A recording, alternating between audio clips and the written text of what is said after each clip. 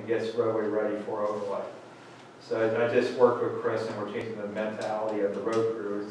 We'll slow down the process, but then we need something that can handle the more finesse form of patching versus taking our what's the thing they call it again? Let's blank on it. The zipper. Zipper. Asphalt zipper is good for full depth, but to try and just take an inch off and make a real finesse type patch doesn't cut it. And also, given how big the equipment is, it's hard to maneuver into small areas where this allows to maneuver into very tiny areas. Maybe just for a long-running patch going with the road, that zipper's the awesome machine. But a lot of these patches that we're doing now is where all the water and sewer are coming out of the developments and the road's settling there. So you can't even get the loader to turn sideways with that mill head on it and try and, so the ideal thing was to find the smallest piece, and that would be the skid loader with a mill head on it. We can mill the patch correctly, repair the patches correctly. We did a lot of throw and go in my first 14 years here. It works, but it doesn't look nice. We're holding the people that come in and dig up our roads to a standard of how they have to replace the road, and we're not. So Scott said to me about that, and I agreed with him that we should repair the roads the same as we're making other people do the roads. You also get a better ride, and you can have that patch last a lot longer on the roadways, just from an appearance perspective. And timing-wise, it's not going to be that much more.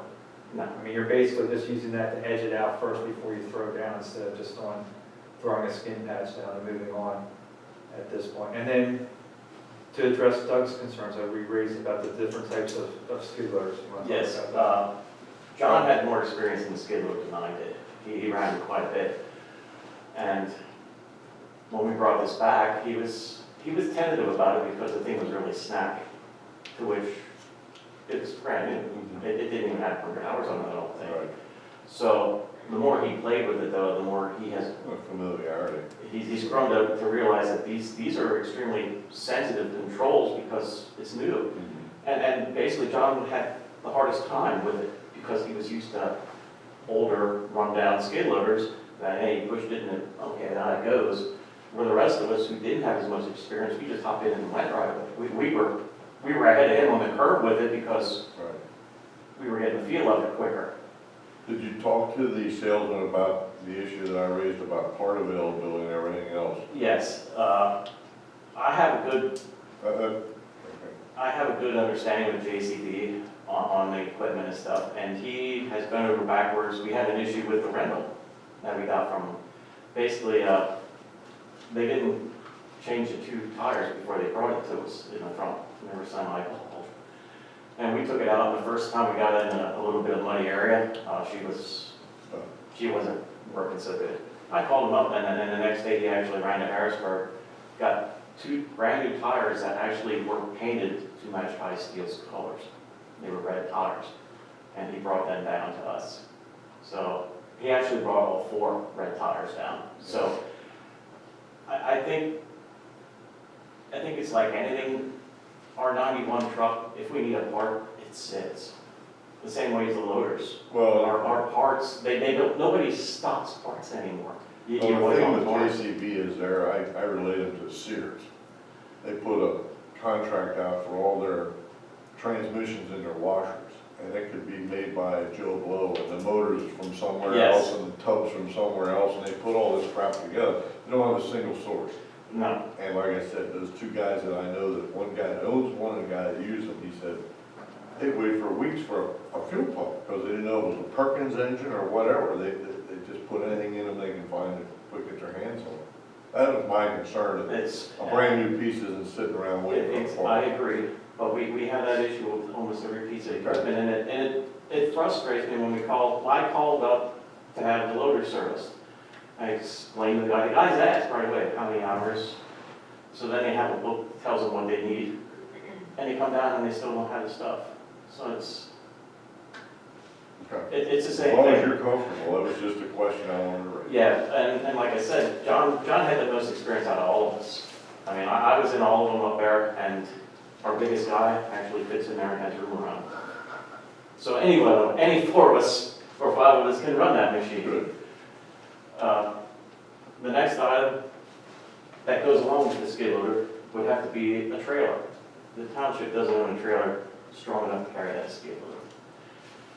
So I have a budget price of $12,000, to which the last quote I had actually came from Essex for $6,900 at this point.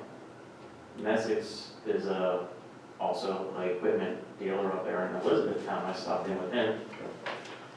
And he actually sells New Holland tractors, to which he, Case.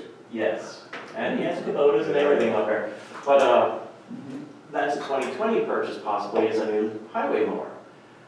And we were discussing all the options. Of course, JCB basically, like you said, they don't buy a tractor. What do you want? Oh, I want a John Deere or a New Holland. And then he goes to a dealership. Essex actually went together with JCB and put a mower deck that JCB sells, that Essex don't sell, onto a New Holland tractor and sold to Penn Township. It actually has a V plow in the front of the thing, and it has the type of boom that we were looking at getting for our next tractor. I did not get a price yet on that. I don't know what it's going to be, but I feel if you have salesmen that are willing to work like that, and Essex is a very good dealership also. He said if there's anything I ever need on parts or something, give him a call also. But the trailer came from him, and that was an outstanding price. The other purchase I would like to get is a 11-foot plow. We do not have a spare plow back at the township shed, except for a plow that is a fixed blade, which means the plow can't turn. It's stuck. If you're out plowing 272 or 222, that's a great plow because you're not turning or trying to do an intersection. Well, we don't have a spare, and my plow has broken both times the last 2 years. It's metal fatigue. So I wouldn't mind, even if it's a used plow, just getting a hold of another plow that we can put on our truck. Because right now we actually do have a truck sitting without a driver. So if we were to get another part-time driver, I'd have a plow for him, and we'd have another piece of equipment on the road. So those would be your 3 equipment purchases then? Yes. The only other quote I did not get yet would be, and it's sort of MS4 related, whatever, my bathroom and floor drains. I'm still waiting on a price to come in from Moron. He's apologized numerous times. He said he really wants to do the work, but he's not in the office anymore. He's downsized, well, he's lost staff and he's been out working nonstop. Low pressure systems in up at Akron. So You know, 100 houses ago. he said he would really like to do the work, but he hasn't gotten me his quote yet. So I don't know what that would be. Chris, just to be clear then, these equipment purchases that you need in 2019, right? They're basically necessity items that should be used in 2019, just to be clear. Yes. Okay, thank you. And the same way it's like, well, we'll have that skid loader in the shop, Right, hopefully by the end of January in 2019. I'm gonna have to squeeze it in there somewhere because unless you want to turn around and municipate that loader in the beginning of the year, I wouldn't mind keeping the old loader until winter's over. right, because And the then- equipment's there, it's there. Yeah, Exactly, that makes sense. Yeah, but I would imagine that skid loader, with all the projects and storm drainage projects that we gotta do and everything else, that's all the MS4, the broom You helps may out the know what- MS4. We're going, well, that skid loader, that thing will get rid of, the skid loader is gonna be the most. The JBL skid loader is gonna be the most utilized piece of equipment in our shop. It will get the most hours on a given year at this point. With how we changed our workload around, it's going to become the main tool of the township at this point. There won't be a close second for a piece of equipment other than the trucks themselves. Yeah. So moving, if there's no more questions for Chris, The favorite subject next, MS4. So you have MS4 here. You can see what 2017's number was, which is $47,000.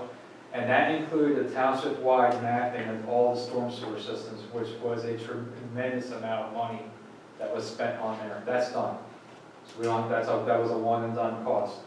You can see 2018's numbers, which will probably come in around $20,000, because we had the pause that occurred while DEP was reviewing our new NOI and pollution reduction plan. So we paused, really didn't have much going on other than some Becker engineering work, updating maps as things change, and notice of violation for stormwater, those kind of things fell in that number, as well as having land studies help with us with planning a couple of the projects that are in the pollution reduction plan. 2019 and on, you can see the bottom line number for 2019 is $122,000. I am very confident, sad to say, that that is the bottom part of the estimate of that number. That's assuming right now that we get the clean and green, or the growing greener, not clean green, growing greener grant for our Reevestown Park project and get a $380,000 grant into the township. So if we do not, then that number will start creeping up to around the $250,000 range for the next 5 years. Per year, Per year. just to be clear, per year. So in 2016, we will have spent a couple $1,000s on MS4, and just 3 years later, we're up to anywhere from $130,000 to $250,000 a year for MS4, just for us to meet minimum compliance with DEP and EPA. So you're suggesting that this year's number versus next year's is roughly $75,000 difference? Yep. Okay. So, and that $82,800 does include our 15% match for the grant for Reevestown Park. So let's take a step back, just to put the scale around this number with MS4. In 4 years, it could potentially be $1 million bill. Yes. That puts scale. Well, in 4 years, it is $1 million bill, whether we are aided by a grant or not is the question. Correct. It But is it's $1 $1 million million bill over 4 years, just to put scale around it. Right. Okay. So some of the things in there, that $82,800 includes the 15% match for Reevestown Park. 167 plan, where we will have some updates that will need to occur. I'm not sure what those will be yet. MS4 maintenance and supplies, you can see that that's a new number that's been bumped up at this point. There are a number of things, small miscellaneous things that are MS4 related that will come out of there. Communications with MS4, you saw that go from $1,000 to $6,000. That includes that, what was the name of that program we just looked at yesterday, or the other day? Municipalogic. Yeah, So that was the one in the. Right, that's what's on the zip drives that I gave you, where we had a consultant do a demonstration. We're going to need to, for our MS4 for next year, we need to track every aspect of the permit cycle, whether it's notice of violations, meetings with, the required meetings with the NPDS permit holders, illicit discharge, cleaning of our 800 inlets that now fall on Chris's responsibility. Where we got to document that the inlet's been inspected and cleaned. Right now, we're not doing all 800 in 1 year. That would be a DEP standard for us to someday hit. But more than likely, we're going to be doing that over each inlet will get once or twice over a 5-year period of time, except for the ones that need more frequent maintenance because of where they're located. Tony, you got enough office space? Yeah. Or do you need your own building? Right. So, and then we will also, Funded. that's the main driving factor for that, but it does have, it's a one-stop shop package. So we'll also be able to use it for zoning notice of violations. We'll be able to use it for zoning hearings. We'll be able to use it to track the land development process, which is something you said, RC, you wanted to see personally. That was something that could be rolled into this. It's neat. as you guys watch his capabilities, there's a lot, he needs to know it's going to be a steep learning curve for everybody. Everybody got that glazed eye look when we saw how quickly the guy was moving around, because we know that takes years of using the program to get to how fast that guy that was demonstrating, that you'll see in your video, was moving. We talked with staff that it'd be crawl, walk, run to get it up and running. But the MS4 portion of it will be on the run mode next year. And then we will look at other parts of how we incorporate. We will incorporate it from the zoning side. And Lisa is going to try her best to incorporate on the land development side. We did talk about some of the critical issues besides MS4. The other critical issue on the land development side is we have a very good tracking system, and it's called Brent Lee. And if he were to ever become sick or ill, and basically was out of commission for a month, 2 months, our land development process would absolutely come to a complete halt. And a lot of critical things would get missed.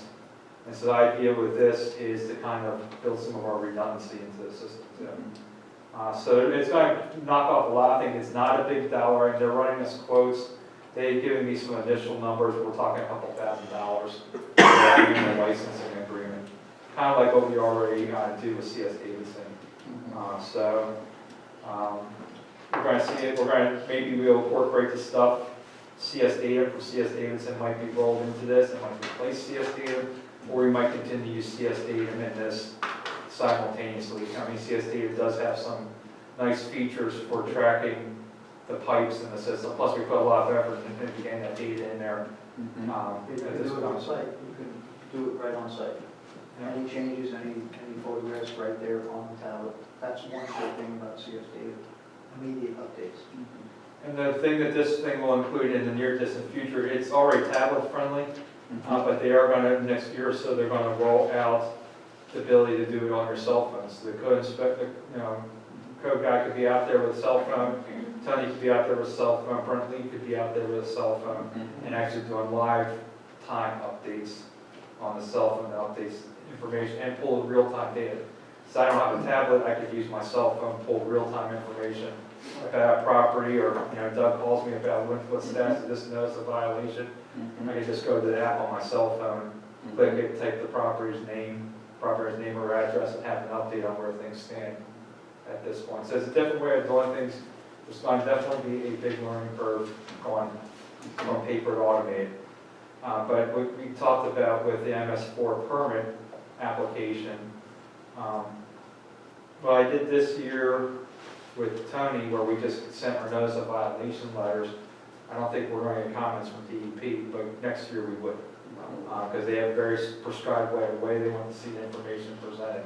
And all we did was give our zoning officers monthly summary reports and some sample notice of violation letters. And that didn't really meet what the DEP was looking for at all in their permit application. Yeah, it flew for this year, but it won't next year. Right. Probably not, no. Because we're still held to last year's previous permit standards. But we now got to see what the new permit requirements are going to look like going forward. Looking down here, the other things you're going to see in here, sweeping of roads. That is a much higher number than what you guys are used to seeing before. That means about 5 sweeps, give or take, in the township. So it's a much higher number. That is definitely MS4 driven. So we have certain things we're going to need to sweep and clean, keeping the roads, getting some of the gravel off, and things we're going to do. So increased street sweeping is in that number.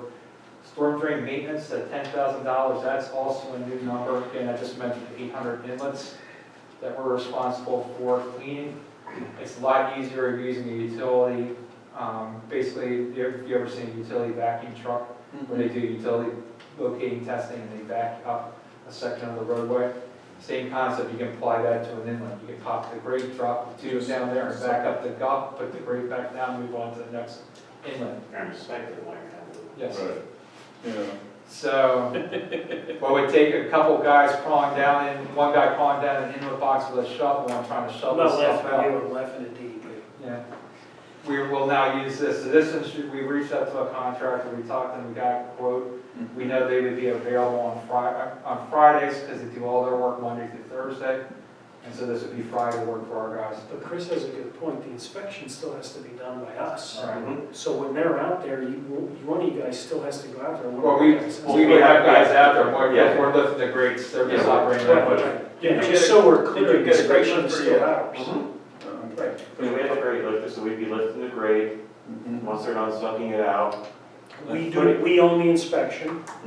Yeah. Once they, I mean, of course, they have to put the truck back to travel down the road again, so once they're getting that ready, we'll quick go in, do a video of the storm drain box, look at it, fill it out. Oh, you video it?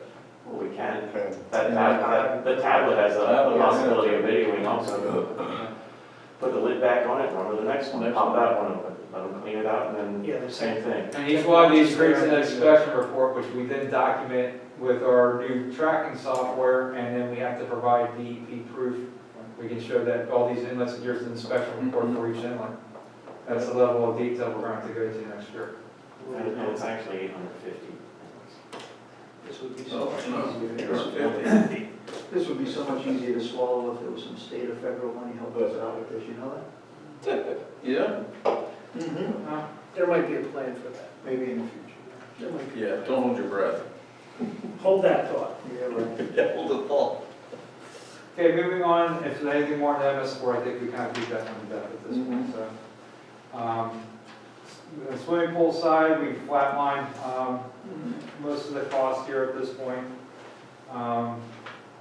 You guys can look through there with what's in here at this point, but relatively, it's flat from year to year. The revenue was a small increase from year to year at this point on the revenue side. I do think that the online stuff is kind of helping to give the people the credit card option. I think it's going to get us more pool patrons, and I think also, Is that's a public? Oh, sure. Yeah, because I just realized he's sitting in the back. so we got that going on in terms of additional revenue at this point that came in. I also think, like Alan and I talked about, the fact that there was a learning, some instruction on how to use the register, simplifying the information that we had to collect, simplifying the number of options for people to pay for the pool, reduced a lot of errors in the first couple of days too. So I think that's reflected in the increased revenue we saw this year versus last year at this point. I'd be remiss if I wouldn't bring up the fact that, talking with Liz, since I signed the checks,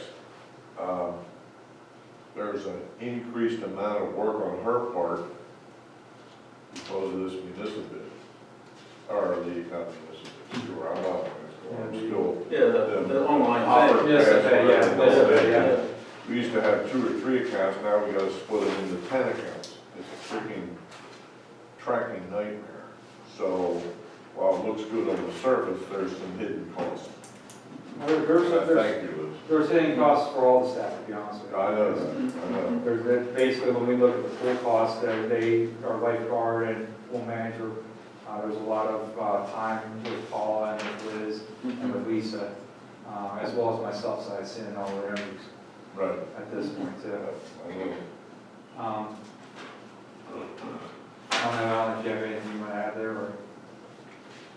Okay. No, not really. Well, the income, the costs this year were a lot less than last year, even though we had a heck of a lot of days of rain. And when you open a pool, do you close it, the pumps run continuously. Right.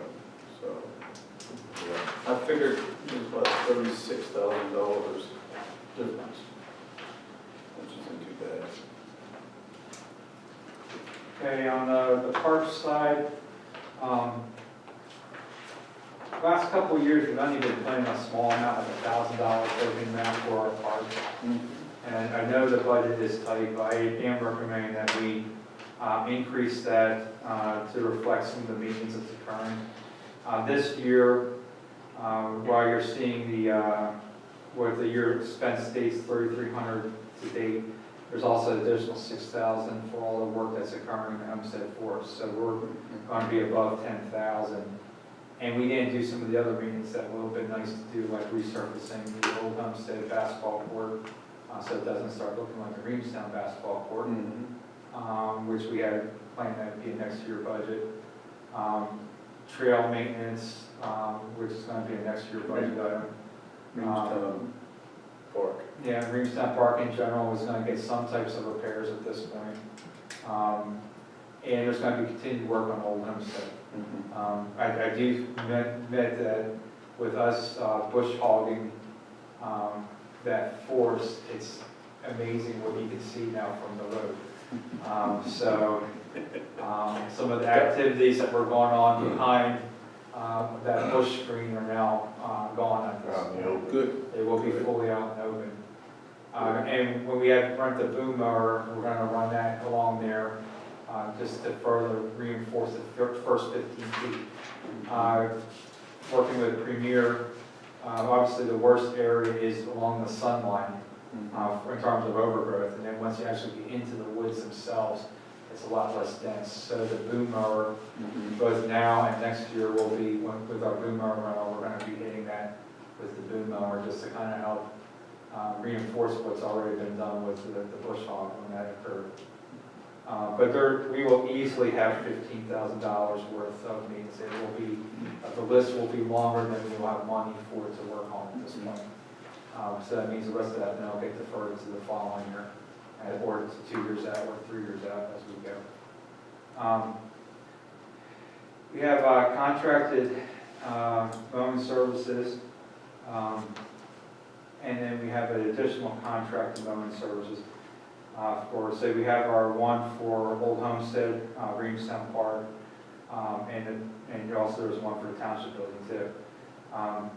We're also going to look to do expand contracted mowing services for Stony Point Park, Fishing Creek Park, as well as we have a small little lot in Carriage Hill that we're responsible for. We're at the point where we either replace the mower or not at this point, and as we're trying to get the road crew to do more and more road and storm drainage maintenance, and we're pulling a person out to mow grass, and you only mow grass when it's sunny and nice, which is also the exact same time we want somebody working on a swale or working on a roadway. Right, it means something has to give, and I'd rather, it's too expensive for us to hire a contractor to clean inlets, other than the way we're doing it, or we rent a person and their equipment, because it works too variable, it'd be too hard to bid out. But mowing is a set thing you can bid out. It's basically, it's a per mow rate, and it's saving us paying $12,000 for a piece of equipment. So it just The makes maintenance of it, maintenance the of it. hauling of it, the gas and everything Right. else. And that results in basically 2 man-days of additional work that we can do for inlets, roads, and such at this point. So my recommendation is we do that. I have not reached out to get a quote yet, so that is a placeholder that in the members' budget, there will be an actual number there with that, as well as that will be a new contract and action item for the board for 2019. Yeah, that makes sense, because the other thing too is, Scott, what are the chances DEP does a random audit for this first year when they do this 50% increase? Probably pretty high, right? Yeah. Yeah, so that's why it makes a lot more sense that Chris and his team is taking care of MS4 stuff versus cutting grass.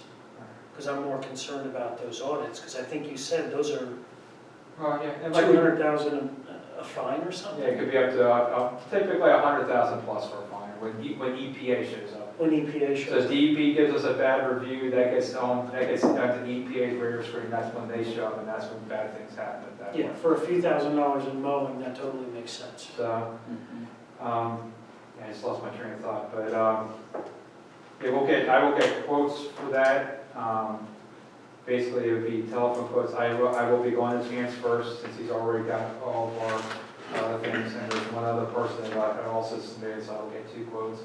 I will give them to the board, and then that will be formally, a formal number will be asked. That 4,400 is just a placeholder number right now, until we actually have a real number for those 3 things at this point.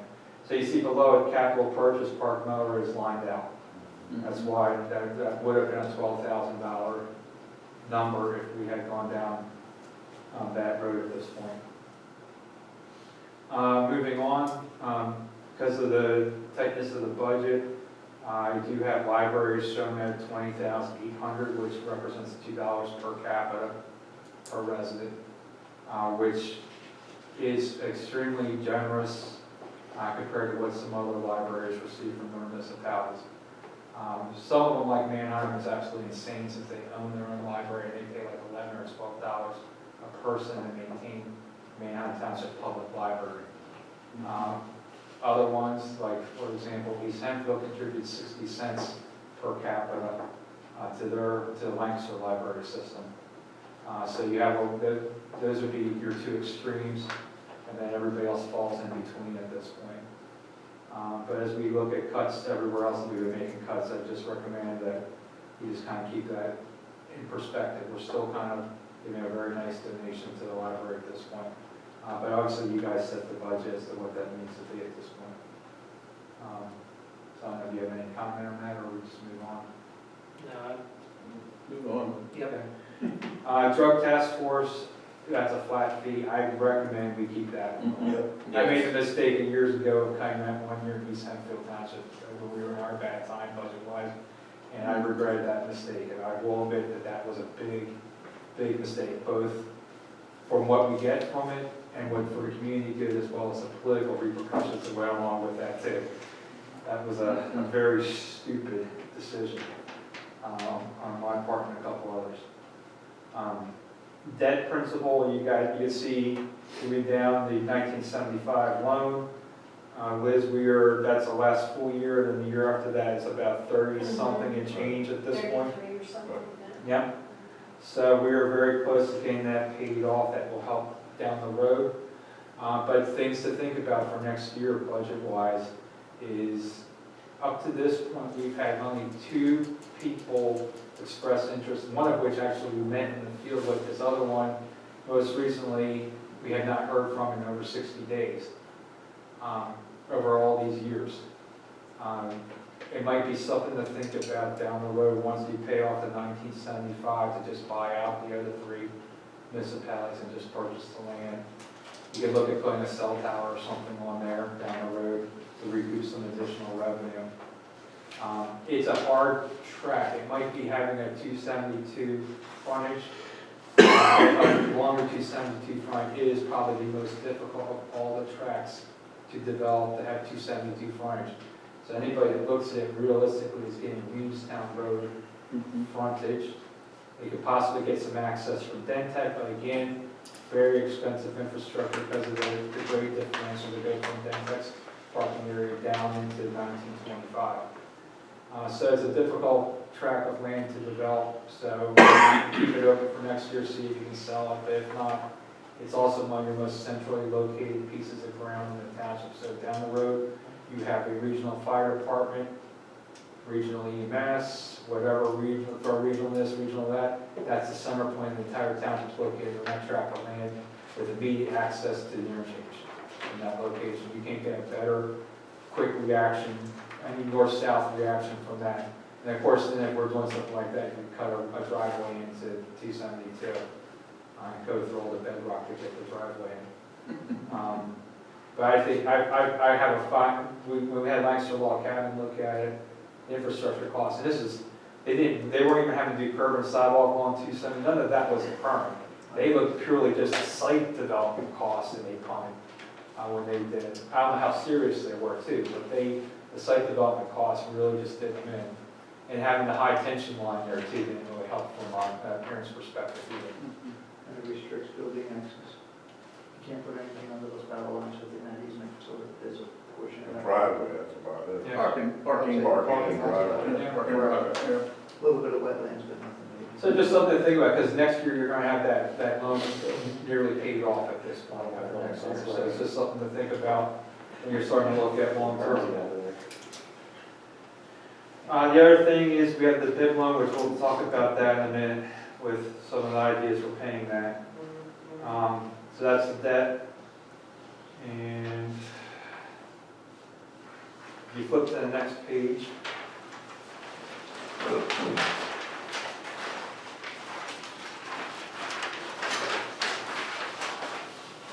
You can see our insurances for basically our non-health insurances at this point. right now we're showing, what's decreasing into that? Yeah, we're showing 15, but he said it possibly could be 5, so I'd adjust the budget when we get the Find out quotes. for sure. Right, okay, we're killing. So, but that's, in the grand scheme of things, that's not our, among our insurances, we're going from 60,000 to 69,000 right now, assuming 15%. We're not talking about significant numbers at this point. Going down to the next part of insurances, you have the health insurance. When we did our 4-year projections, obviously we projected at a pretty dire thing at this point. We came back from Kilmer right now at 4.4% Right. for next year's renewal.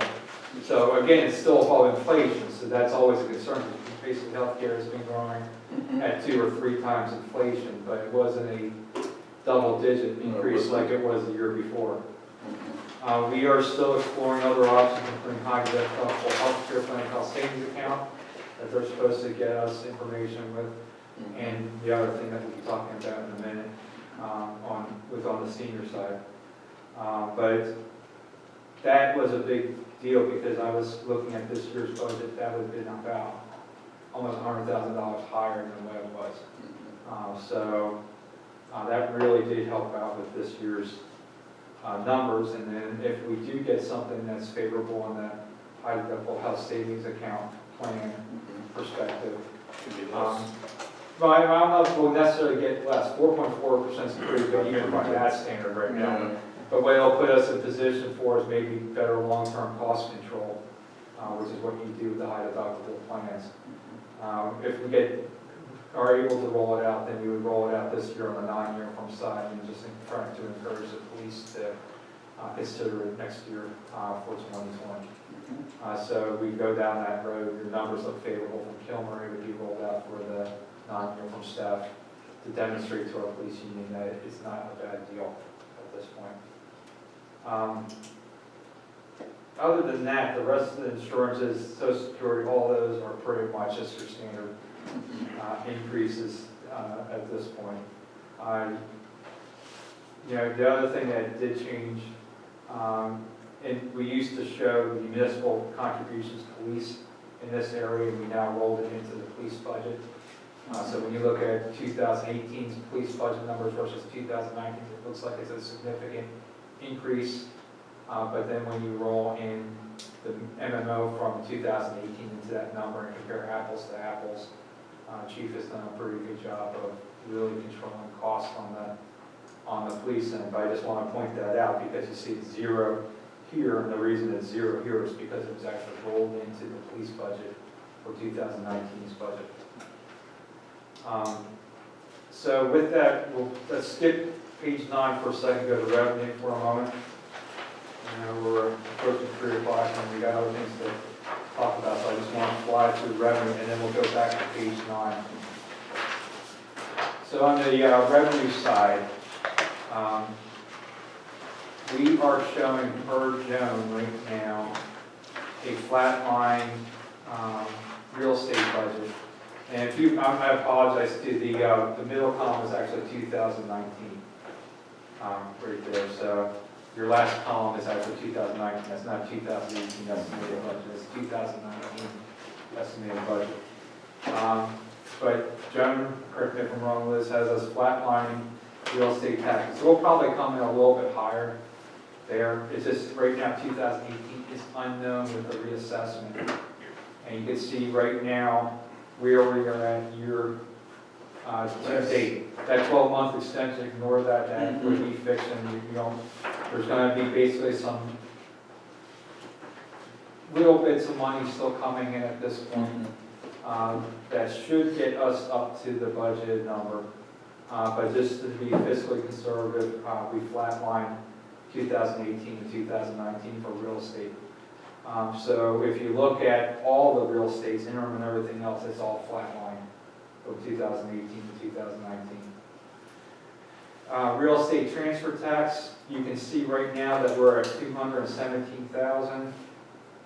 Again, whether that 12-month extension or not, that could be fiction, that could not be fiction. So we are basically, based off what we have received In 8 months, we are budgeting $250,000 for 2019. One wild card could be with you guys adopting Florida and a couple of these properties sell, every one of them is a transfer tax. So that could be one where we should probably exceed budget, assuming Florida does what it's supposed to do. So that one we're probably very conservative on. Earned income.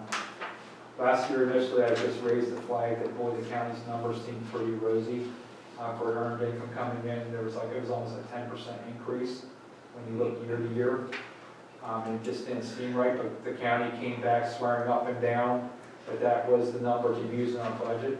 And so there's some reservations, we put it in. Well, that rosy look at year to year is $60,000, and we didn't get $60,000 in. In fact, we came up really short because of that.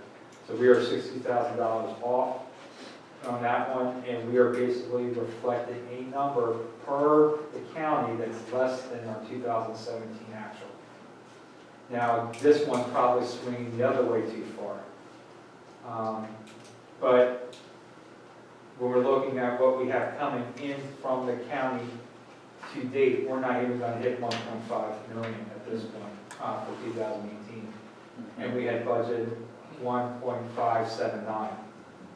So we are really off with these numbers. I feel pretty comfortable right now with not having anything else to work on to just use the county's lower number for 2019, which is about $60,000, $65,000 less than what we had in 2018's budget.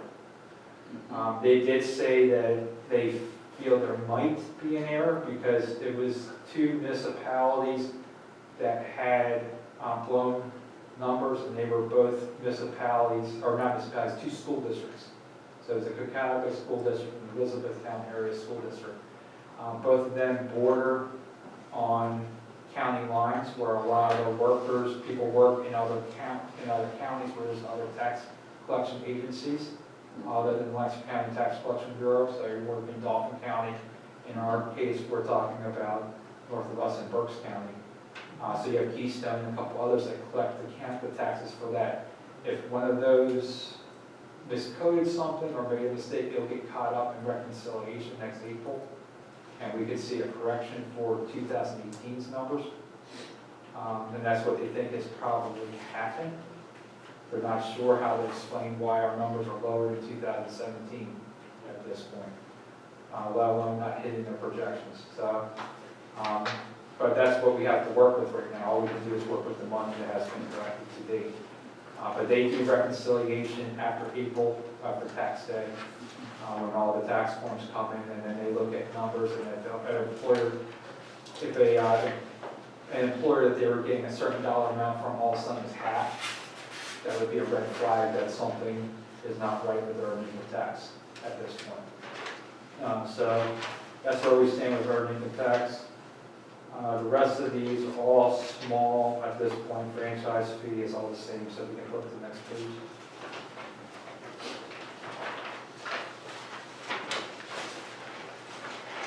Okay, fines are the same.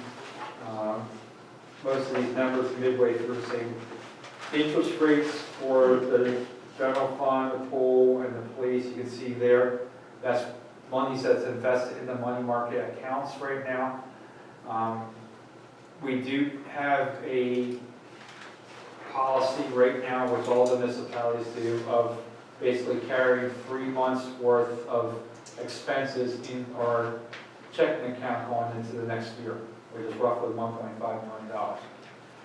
We are collecting interest on that. We will draw that money down in the first 3 months, and then the property tax will come, and we will actually put additional monies back into the money market account, and then we will draw it back down again. So our goal is going to be to keep these on a revolving 12-month basis at a certain level of funding.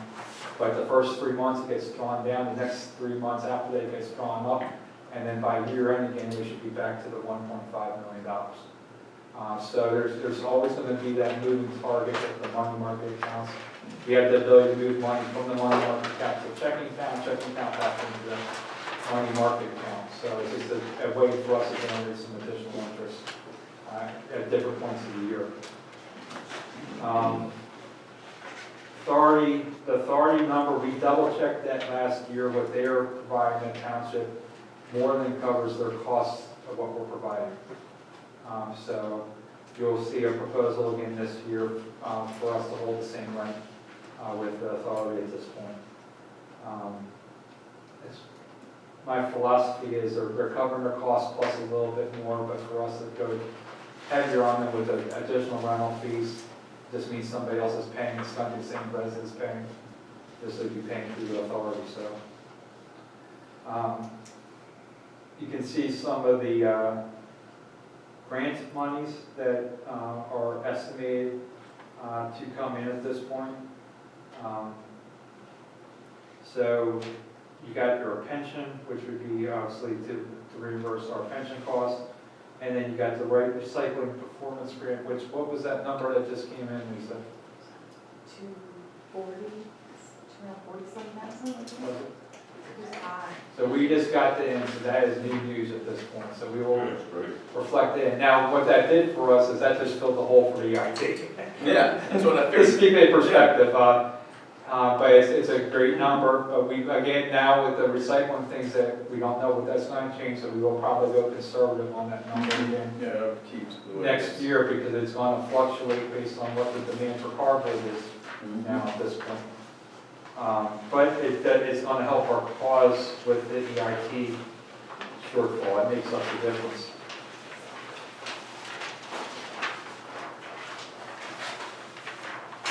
Okay, foreign fire insurance is your next big item. It came in low for 2018, so we're gonna budget 2019 the same way too. You see what 2017's was, which was $5,000 higher. Obviously, this money is just a pass-through to the fire companies. But it does mean that the fire companies are, for 2 years, are receiving less than what they've gotten in previous years, so.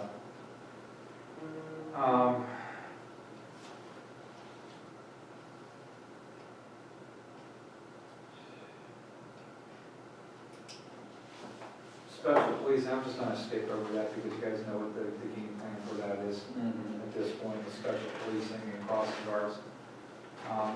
Subdivision, and land development fees, those are all primarily reimbursable.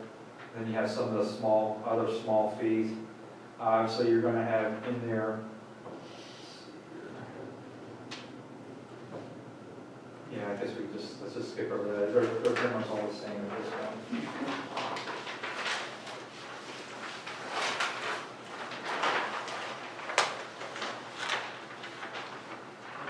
Public safety is basically still the same,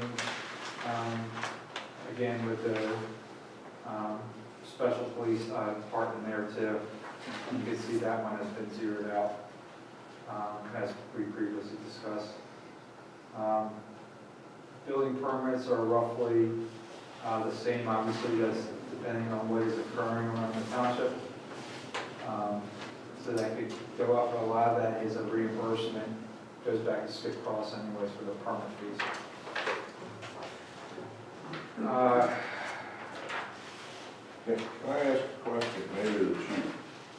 How come, and I shouldn't be asking you, we ought to be asking the school, how come Becky Rogers and/or one of our cops has to walk the kids from Reamstown School down to the square on the sidewalk? I don't understand the mentality of it. Well, I think, I don't want to put you on the No, spot. I I was just think- out there the other day when I saw Sergeant Rosen going down there. He got better things to do. Well, I think what it is she could stand down at the square and they could walk down. But then they had two kids that lived across the street in the house that's no longer there, or was demolished and another one was built. So I think what she did was she took it upon herself to walk up and then just kind of walk the kids down. And it's kind of been that way for a very long Okay. time.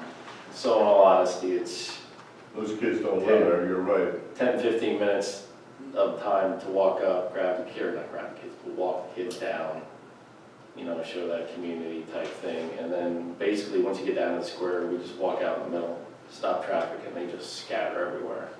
So that's it. I think it's a hybrid of not necessarily what was done, what was supposed to be done, but It's just been done that way for years, so we just kept doing it. Fair enough. Yeah, that's Fair right. enough. I mean, I see them on occasion. Yeah, How these kids are old enough to walk down. yeah, some of them are. But let your kids go to the park, for Christ's sake, Yeah. you let them go to, hey. That's why. So then on the inspection permits, anything new is the sewage fees. We talked about that. We'll have to be having you adopt a sewage fee schedule to go along with the consultant proposal for SEO for 2019. Going down to sanitation, anything that's new is the recycling card fees. That's your gate card fees. Again, that's just a swag. It could be more, it could be less at this point. So we actually get real numbers. And then you flip, you got the full revenue. And then you have a lot of additional small things at this point. And if you flip one more time, next page, we'll talk about this a little bit more. You have some transfer from funds. One is $40,000 from the traffic impact fee to the Denver Road Bridge principal. Another one is the transfer of the remaining PID loan funds to pay principal on the PID loan itself. Those are what those two lines represent. That's $86,000. So with that, that gets you an estimated revenue of $5,472,000. So if you flip back to page 9, you can see down there at the bottom, there's our estimated budget revenue, 5.472. And you can see 5.961 is the budget expense.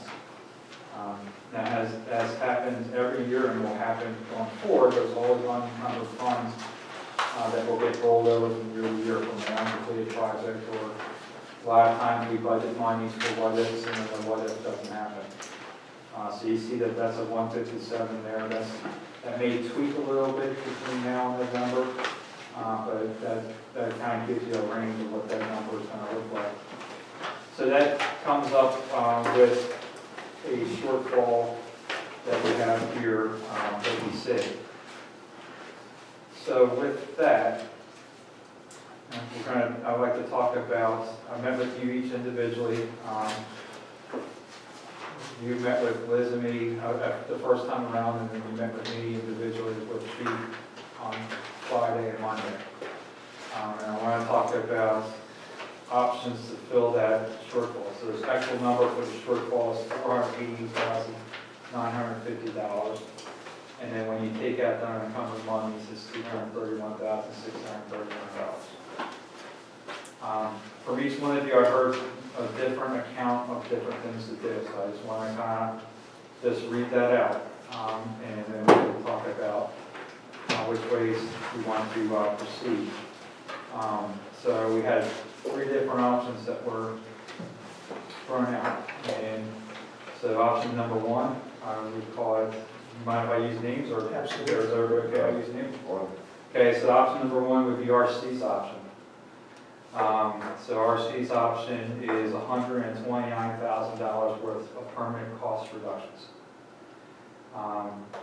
The second thing under RC would be $40,000 transferred from the Act 209 traffic impact fee to the Denver Road Bridge to pay principal on the Denver Road Bridge, which is Act 209 also. That's project number 1 of the Act 209 fund. And that's something all 3 of you had also suggested. Third thing, which all 3 of you agreed to, which was to use the unencumbered funds into next year's budget, the $157,000. The next item under RC is $130,000 for a stormwater impact fee, which all 3 of you basically came out with it. The same position there, which is MS4 EPA DEP stormwater recovery fee. This is what I would like to see on the bill, which would be the first time that's ever, most municipalities just call it a stormwater fee. This one will tell people where the fee's coming from at this point. Now, the caveat is, in about 2 weeks, we should know, end of October, we should know whether we got the Growing Greener grant or not. If we do not, that's a $250,000 a year bill. Just putting it on the record right now. That's how much stormwater is actually going to cost. So yes, the next 4 years is $1 million, next 5 years, $1.25 million for the next 5 years. Again, the previous permit cycle, you probably spent, even including the last year and a half of the permit cycle, you probably spent $125,000, $150,000 total. So you're talking about a tenfold increase in stormwater costs for this next permit. That is more than you can handle at this point with earned income tax and with property tax and such. So a stormwater fee would be assessment-based, which means it would be based on assessed property value and it would be township-wide. So that's item. And then the PIP loan back to principal, all three of you suggested that. And then RC was throwing out, doing more of a philosophy, and I don't want to speak in too much detail on the philosophy, but a 15%, $210,000 tax increase to help balance out the next 4 years. And then there would be a sliding scale down, and that would depend on what the 4-year projections look like. Have I kind of correctly got that? No, that's a good summary. That's exactly right. Okay, then Doug, talked to you on the phone today and on Friday. You had thrown out permanent cost reductions of about $75,000. Threw out the same thing for Act 209, traffic impact fee to go to Denver Road Bridge of $40,000. Utilizing $157,000 of unencumbered funds. $130,000 for the stormwater fee, same as RC. $46,000, same as RC, to the PIP loan proceeds. A 7.5% tax increase of $105,000.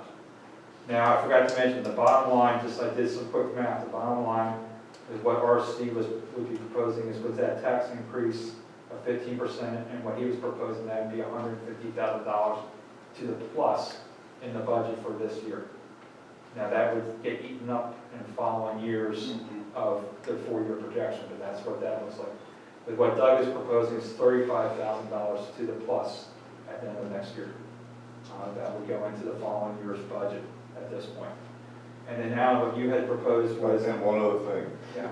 I asked you to look into hotel tax. Yes, I will, and we have to explore that. Hotels sitting out here with rooms and you're paying. Okay. And we will explore that. As we talked about, I'm not 100% sure we can do that because that might be a mandate at the county level. We'll look into that. Thank you. And then Alan, you had proposed no permanent cost reductions at this point. You had proposed a $40,000 Act 209 transfer to Denver Bridge, $157,000 of unencumbered funds. You proposed $130,000 on stormwater fee, the $46,424 PIP loan. Now, this one I kind of am going to put words in your mouth because I just had to make the numbers balance. Yeah. But I put $140,000, 10% tax increase, so that you'd be $24,000 in the positive at the end of the year. So that's what that kind of represents. If you do 7.5%, you're showing up in the red. So you'd be somewhere, if you got it down to 0, you'd be somewhere between 7.5 and 10% to get it down to just break even at this point. So those are the 3 options that are out on the table at this point. We did explore other options. We explored the option of floating a municipal pension bond, which was Chief's idea. That has real merit after the market crashes. Right now, the cost of obtaining a loan are too high, and the risks are too high with a market correction. However, as you guys know, that if we start that process next year with Uninvest and just get the discussions and the paperwork going, when the crash does occur, you guys all know that the MMO spikes about 50%. So a $400,000 MMO can very easily become $600,000 plus MMO, and that's with the state's guidance where we can do an 80% payment of the MMO. It would be even higher than that. So we would basically short the first year or two and then have to make the MMO in the follow-up years for that. A pension bond, and Univest kind of threw a little bit of cold water, a couple of ideas, but I mean, ideally, like I've thrown out